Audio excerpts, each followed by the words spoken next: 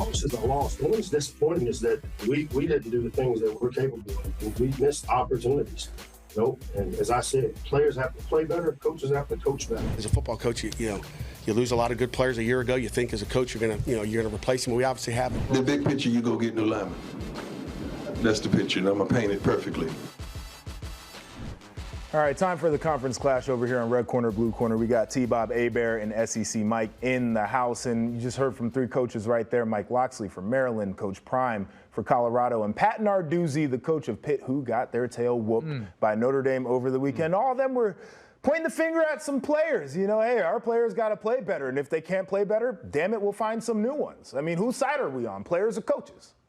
I don't hate the Locksley quote because I just feel like all he asked me to do was play better, right? Whereas the other two quotes are basically saying the guys I got aren't good enough. However, there's a crucial difference between Prime and Narduzzi, right? Look at the player reaction. I went and favorited all the quote tweet from Pitt players that were basically taken aback to read this from Narduzzi. If there's one thing about Deion, he's kept it real the entire time. Like, this has been the message from day one. So if you want to yell about a double standard or whatever, that's the crucial difference to me. Narduzzi's players felt blindsided because Narduzzi's saying something different in private.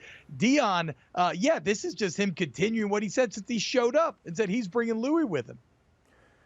Yeah, I mean, I'm with you there. I think the Narduzzi quote had a little bit more on the back end that he took some more responsibility for it. I think it was a nasty quote to begin with from the idea that he hadn't had that conversation. I think Deion, to your point, has been very open about it. I also think it's nasty business out of Deion because I'm looking at some of what Colorado's doing. And I'm not a guy who played on the offensive line, but, as a linebacker, I like to understand protection so I can see where I can get in on the blitzes. These dudes don't know what they're doing in protections, like basic stuff.